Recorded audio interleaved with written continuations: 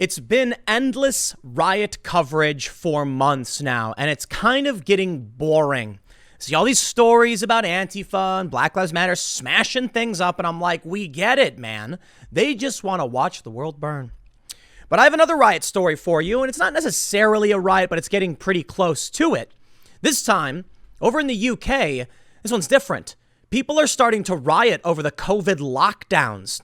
These aren't conspiracy theorists. These aren't far-right individuals. They're regular people saying enough already. And you know why I find this one fascinating? First of all, riots among regular people, not ideologues, I find very interesting. But in Florida, Governor DeSantis reopens Florida restaurants and bars at full capacity after decline in COVID infections and ends fines for not wearing a mask. We're starting to see the inverse in some places here, but we're also seeing harder lockdowns in some places here.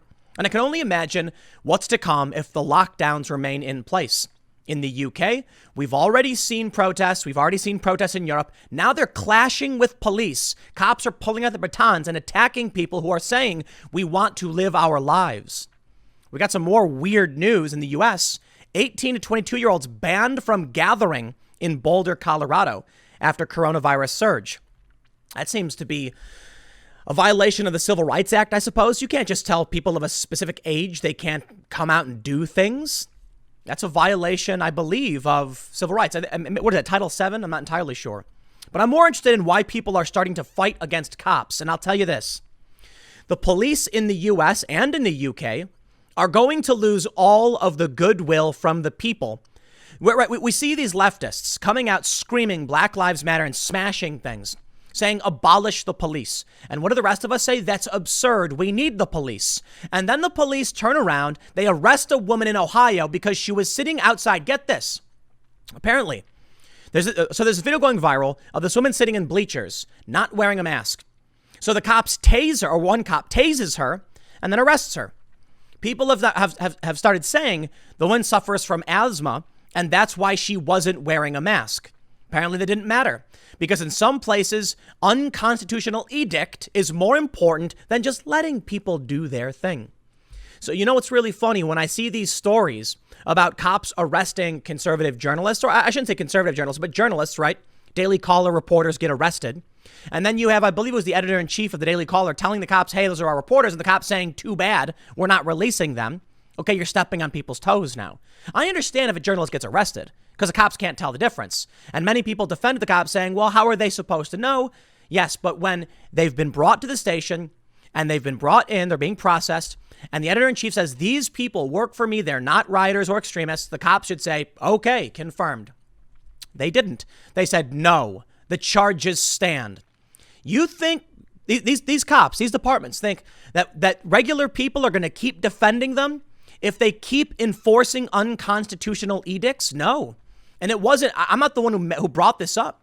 A ton of right-wing personalities early on were saying, these cops who now want everyone to defend them better think twice when they violate the law by following unconstitutional and often illegal edict from these executives. Bill de Blasio, for instance.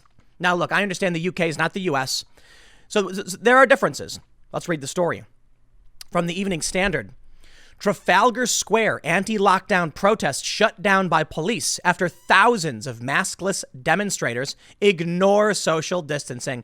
I would like to deliver the world's biggest go F yourself to the Evening Standard and the rest of the press that are like, maskless demonstrators are ignoring social distancing, and they've been doing it for months. The Black Lives Matter protests. Again, I know. UK is different from the US. We've had ongoing riots, but it's been the same thing here. Trump supporters aren't wearing masks. Great. Now do Black Lives Matter. Oh, but these people aren't really spreading because they're outside. Okay, then explain why 18 to 22-year-olds can't gather. It's complete BS authoritarianism. Police dispersed crowd over fears they were putting people in danger. Oh, man. Did they really? Disgusting. Bottles thrown and batons used as clashes broke out. Jeremy Corbyn's brother, Pierce, and conspiracy theorist David Icke among attendees. Now, I got to tell you, I'm not entirely convinced the appropriate response to all of this is to be throwing bottles at anybody. Once again, we are seeing police trying to enforce, look, large gatherings, cops are going to come out. And if people are going to riot, cops should be there. I think there's an easier way to deal with this instead of going out in massive groups of, 10,000 plus or whatever. I think more. I think it was like 50,000 or something like that. Well, we'll read the number. I don't want to overestimate because I don't know for sure. I think people should just go about their lives as the protest. I don't think violence is going to help you out. As much as I think it's particularly interesting to see regular people step up, I think the violence is not. We'll see how it plays out. You know what? I'm going to say this. Violence won't help you win elections, but I think it'll help you end lockdowns. And I because we've seen how Black Lives Matter has been given impunity to go around smashing things. However, ultimately, I think the violence, any potential violence, is going to result in everything just getting worse for everybody. So I'd have to say this, right? I do not encourage this, nor do I support it. But I don't know what else to tell you. The lockdowns are very, very different from Black Lives Matter, where you have a media. I mean, think about it this way.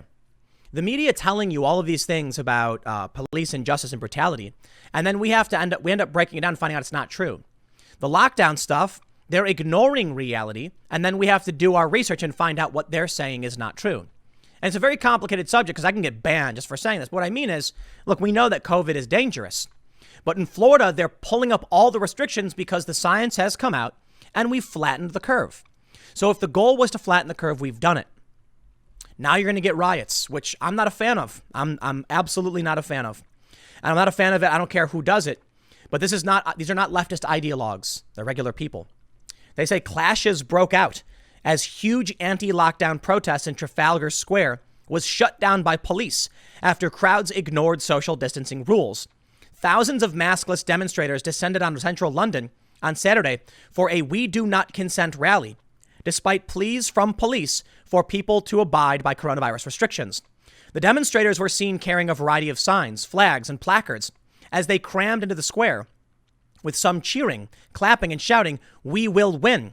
No one appeared to be wearing face coverings or sticking to social distancing measures. One of the things really interesting about this is the image you see right here. Someone's holding up a sign that says, "When tyranny becomes law, resistance becomes duty," and it is the revolution fist. These people were saying they were protesting fascism.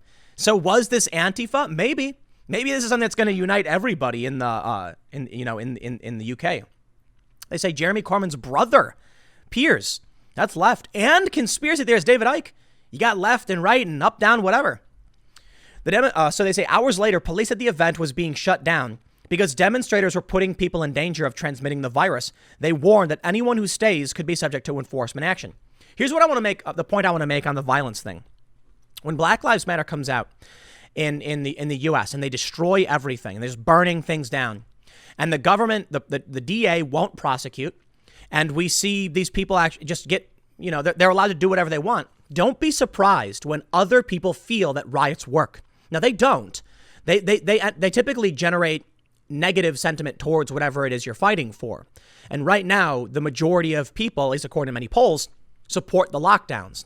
I'm not saying it's a strong majority. I don't think this is necessarily going to help. But I can see with the economy being shut down, people suffering, losing their jobs and not being able to make money, I'm not surprised it's happening. With Black Lives Matter, they have more of a nebulous cause they can't see. A handful of individuals had their rights violated, their lives taken. I say handful because it's like 13, according to the Washington Post. 13 unarmed black men who were shot and killed by police. Now, these are tragedies. This problem needs to be solved, but it is not a nationwide lockdown suppressing the rights of every single person. But when Black Lives Matter gets away with burning everything and setting fires, surprise, surprise. Other groups are like, I guess that's the only thing you can do because they said that is okay. And is that what you really want? Maybe it is. I think it'll ultimately be bad for everybody. Maybe these cops will start, to back away. We'll see. They say as officers tried to disperse the crowd, bottles were thrown and scuffles broke out. Police donning riot helmets used batons against protesters, leaving some with visible injuries. Officers were also seen removing sound equipment, while several protesters were led away in handcuffs. Another demonstrator was physically carried away from the scene by officers. Piers Corbyn, the brother of former Labour leader Jeremy Corbyn, was among those at the event. Conspiracy theorist David Icke, who has made several false claims about the coronavirus, was also in attendance. In a statement, the Metro Police said, Crowds in Trafalgar Square have not complied with the conditions of their risk assessment and are putting people in danger of transmitting the virus. This has voided their risk assessment, and we have informed the event organizers they are no longer exempt from the regulations. We are now asking those in Trafalgar Square to leave. Officers will be engaging with crowds and informing them of this development. Now, I can be critical of the clashes, for sure. I'm not going to play a game where I think one side is allowed to use violence and the other isn't. No, it's all bad. Violence is all bad. But I won't be stupid enough to ignore the fact that we're talking about regular people who are being oppressed by their government en masse versus specific cases of injustice, which require an assessment on an individual basis. We have problems with the system in the U.S. We can go for reform. Most people want reform, and the Republicans even offered it up. But the left continues to riot. I won't agree with that. What we're seeing here, while I'm not a fan of fighting it with cops and throwing bottles or anything like that, is the result of a massive population being suppressed. Very, very different. The left will tell you in the U.S. it's the same way. They'll say, oh, but Tim, don't you understand it? No, you're wrong. You're wrong. When someone loses their life, it's a tragedy. But with 375 million police interactions last year and 13 unarmed black men being shot and killed, what we have are tragedies, and we need specific individual justice. We have issues with a bit of how the system works in terms of warrants and entering people's homes and how we're allowed to defend ourselves and gun rights. But there's not one simple fix here. When it comes to what's going on with COVID, you have the government ignoring the science and telling people to shut up. They go on to say, by leaving now, you can keep yourself safe and avoid any enforcement action being taken by officers. The protest comes a week after a separate event, which saw more than a dozen officers injured when a small minority targeted police more than 32 arrests were made. The Metropolitan Police earlier said it had been engaging with organizers throughout the week to remind them of their legal obligations and explaining the events could be in breach of COVID-19 regulation. While protests are exempt from the rule of 6, which is in force in England, organizers must submit a risk assessment and comply with social distancing. Police said some organizers had done so, but where this had not happened, the Met will increase their engagement and encourage attendees to disperse. I can't speak for the UK. I can't speak for Florida.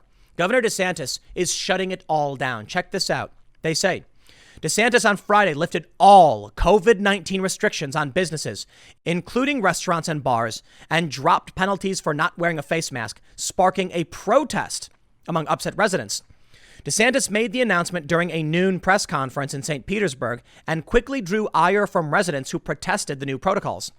He argued that the threat of the coronavirus pandemic, which has surpassed 7 million cases and 203,000 deaths, had eased sufficiently to allow the state to enter phase 3 of its reopening. We are not closing anything going forward. Phase 3, which takes effect immediately, allows restaurants and bars to operate at full capacity with limited social distancing protocols. Here we can see DeSantis holding up survival rates by age group. We can see 0 through 19 is 99.997, 20 to 48 is 99.98, 50 to 69 is 99.5, and 70 is 94.6, showing the survival rate of this is ridiculously high. Businesses should maintain adequate sanitation practices among employees and patrons during all hours of operation. Menus, if laminated, should continue to be cleaned after each usage. Paper menus shall be designated for single use and then disposed of immediately after use. But establishments will also be able to operate at a minimum of 50% regardless of local rules. The order also requires local governments to justify any COVID-19 related restrictions on restaurants and bars. It's unclear how Miami-Dade County and Broward County will navigate the new provisions as they continue to have the highest cases in the state. Florida's COVID-19 dashboard reports that Broward recoded 75,872 confirmed cases and 1,364 deaths. Dade County dwarfed that with 167,000 cases and a death toll of around 3,000. Additionally, Phase 3 allows for fitness, recreational, and personal care businesses to operate at full capacity, removing restrictions set in earlier phases. This will be very, very important to the industry, the Republican governor said. Every business has a right to operate. You can't say no after 6 months and just have people twisting the wind. So I want to show you this story. 18 to 22-year-olds banned from gathering in Boulder, Colorado after coronavirus surge. Young people. If you do not like this, there is an option. It's the Republican Party. They're looking at the science. They're seeing the survival rate is ridiculously high. And they're saying, okay, it's time to move forward. The Democrats, on the other hand, are panicked and refuse to accept responsibility for their jobs. Hard decisions must be made. Right now, we have flattened the curve. It is so flat, can't even see it anymore. We had something really crazy happen earlier this year. A lot of people were, we saw these videos of, in China, people collapsing in the street. That was crazy. And so we said, we got to lock things down. 15 days to slow the spread. 15 days. We'll slow it down. Well, we saw a major wave of cases and deaths. We saw crazy things happening, and all of it made sense. It really did. Maybe we didn't do it perfectly. Maybe there's too much damage to the economy, but based on the information we had, including myself, and some mistakes were made, we did our best. It was a panic situation. We're well beyond this now, as we can see with Governor DeSantis.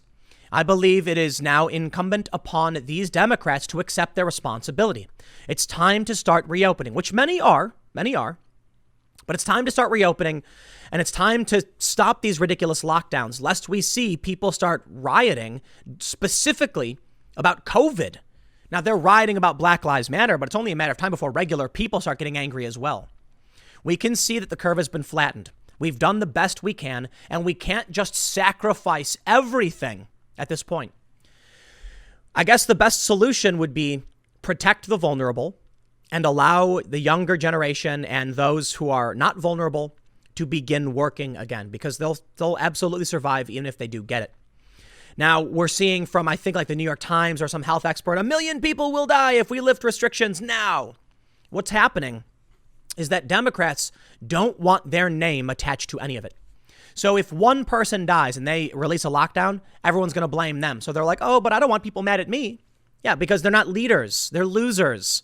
They're people who just say whatever they have to say to get elected instead of doing what they actually need to do, which is lead their jurisdictions. So I look at this story about the 18 to 22-year-olds. And you know what's funny is I heard something similar recently. Local colleges are banning young people from gathering. And I find that very, very weird. Why? Young people survivability rate is like 99.9997 or something like that, whatever.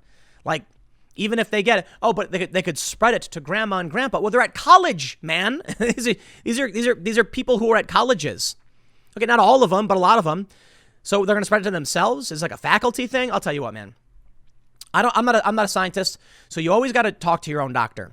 Your doctor will tell you what's right for you. Don't take my word for it. Don't take Trump's word for it. Don't take Biden's word for it, or Pelosi or McConnell, any of these politicians. Just talk to your doctor. They'll give you the appropriate advice you need. We want to make sure everybody's safe. When it comes to policy, there's a bigger question. How much damage are we doing, and how much will people tolerate? And that's where things get scary. What we're seeing in the UK is destabilization.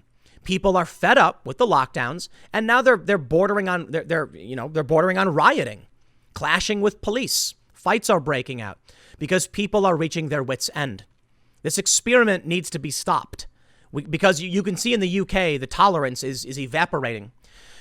Early on, we heard that locking down these economies would result in massive starvation for people around the world who rely on our assistance. But it was deemed that we better take care of ourselves. And you know what? Forget them. It's a surprisingly America First policy from these Democrats. I get it. But what about the people in the U.S. who are suffering too and can't work? At a certain point, the damage from an economic shutdown outweighs the damage from COVID. And these leftists don't seem to get it. They're like, oh, but what about the economy? Yes, the economy is quite literally how food is transported from a warehouse to your house. I saw a really funny meme, I guess, as an image.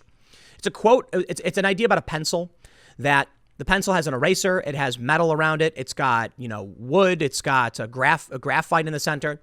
And no one person can create a pencil. They can't do it. And it reminds me of this TED talk about a guy who tried to make his own toaster from scratch. He couldn't do it because making the plastic was impossible. So what he did was he mined plastic refuse. The point is that everyone has to work together piece by piece to make sure that something can be done. You can mock the economy, but then where do you think your food will come from? It isn't just they don't just milk a cow and then bring the bottle to your house. It has to go from the dairy farm, shipped in big containers, to processing plants where it's homogenized and pasteurized. Then they put it in, then it goes to a bottling plant, or maybe they bottle it in the same place, but there's intermediaries and there are individuals who handle every aspect of that job. Then there's people who are stocking it at grocery stores. Then you can go buy it. You can't just shut the economy down because you will eventually kill people. And that's the difficult decision these Democrats don't want to make even now. And you know what? It's probably because they can use it to justify mail-in voting, which is broken, and then win, I guess. At least that's what they're thinking. And now we're seeing mail-in ballots found in dumpsters and ditches. I'm not going to rehash the mail-in ballot stuff on this one because we're talking about COVID. But I'll just leave it here. If you, in the U.S., we often say that the riots are really inflamed because people were so tense from being locked up for so long they went nuts. They lost their jobs, they're broke, they're angry, and they found an outlet. The U.S. is lucky, I guess, because if it wasn't Black Lives Matter riots, I believe you would see COVID riots if people weren't allowed to do what they wanted to do. In the UK, it seems like they're going to start having COVID riots because even the left and the right are both saying, end it now. But they're going to, you know what? Their feckless politicians are going to be like, I'm not taking responsible for a death count, and they won't do it. And I think it'll only get worse from here. Not in the U.S., though, at least not in the Republican areas. So you want to go out for dinner? Go move to Florida. Stay away from New Jersey. I'll leave it there. Next segment's coming up at 4 p.m. over at youtube.com/Timcast. It is my main channel. Thanks for hanging out, and I will see you all then.